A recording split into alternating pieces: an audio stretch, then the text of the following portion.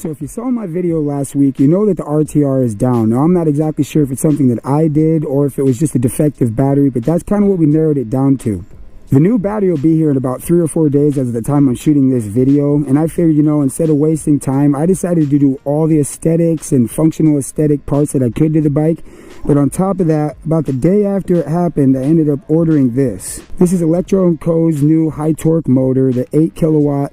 I mean, they say it's pretty nice. It's going to stay cooler and have a little bit more torque, so we're going to find out. But instead of wasting any more time talking about it, let's just take a look at the bike and everything that I did to it.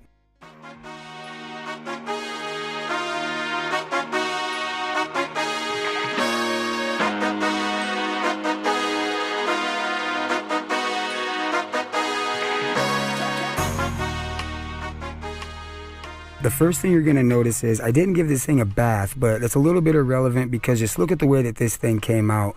I'm absolutely in love with the style. I mean, it's exactly what I saw in my head. And, you know, I really like that super clean, sleek design of the Ronster Rides Edition RTR. So I try to stay true to that with this and just give it my own little personalized custom flair.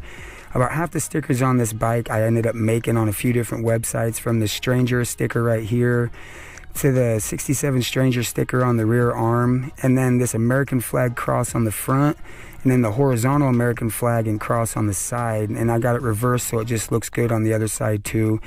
It's, you know, absolutely exactly what I wanted it to look like, and I feel like every sticker has its spot. It's not too much, it's not too little. So as far as like the, you know, just stickers and graphics go, that's about it. So let's move on into more functional aesthetics, like this Electro Co light bar. Now this thing is super sweet, guys, and it doesn't matter if you're riding trails or you're doing street rides. If it's nighttime, you need a super nice light bar, and this is it. I wanted to do a little how-to video on this thing, but I decided it's so simple, I'll just say this. Make sure you turn your bars all the way to the right to get rid of that slack, and then zip tie them up to the bars like I did and feed them through this hole. And then you want to get your power cable to your light bar and feed it down through the same hole and run it to the right side of the frame and zip tie it right here. Run it all along the right side of the frame and zip tie it to the bottom side of the subframe here, and zip it to the bottom side of the subframe here. And then any extra slack that you have, you can zip tie everything up right here. Honestly, it's a really simple design, and it was a lot easier to put in than I thought it was going to be. That's kind of why I did it this way. I just got to say, I love that it's hooked up to the battery the way it is. It just makes life super easy, and you don't got to think about it. So that brings us right into the Electro Co tall bars. Now, there's nothing wrong with these stock bars at all. It's just because I laid this thing down and I actually bent the right side in towards me a little bit. So I had to get these tall bars on there because this is exactly the style that I was going for. I mean, when you're sitting on the thing with these big wheels too, you know, and these bars, you're propped up. It just feels so good. And I mean, this might not be the style for everybody, but for me, this is exactly the thing I was going for. And as far as these circuit hand grips, I mean, they are super clean and they match the bike perfectly. Alright, so now let's move on to the big wheel kit. So obviously my favorite thing about the kit is you get your own sprocket and your own rotor for this wheel, even the front. So if you're ready to do a hot swap, you can do it for whatever reason. I just want to say, if you're going to get that upgraded chain, make sure you got something to grind it and break it, because it's going to have to be done to make it work. But something about this wheel is you really can't tell with the wheels on the bike, just because, like, I gotta say, these wheels look like they're meant to be on this bike out of the factory.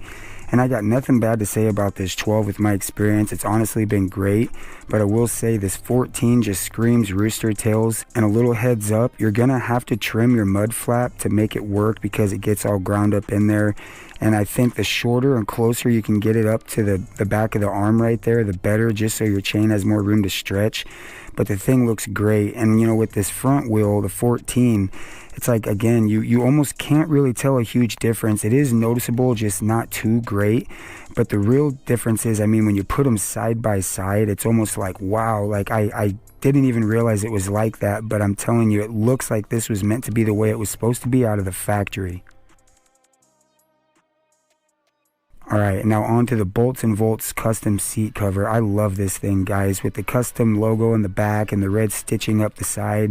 I got the grippy surface top and those red grippers. It just looks amazing. It's exactly what I was going for. And even when you zap the color out of it like that, just look at that thing. It's just the exact amount of style and aggression that I was going for. So with the last few finishing touches, just to really make this thing pop, I got about a 2 to 3 day wait until this new battery gets here, and then I can install that new big torque motor just to see what it's really made out of. Overall though, I'm just really happy with the way this build is coming along, and I'm excited for the future with this summer. You know, you got that noisy cricket coming out, and I hope you guys are here with me and you enjoyed this video. And until the next time, peace.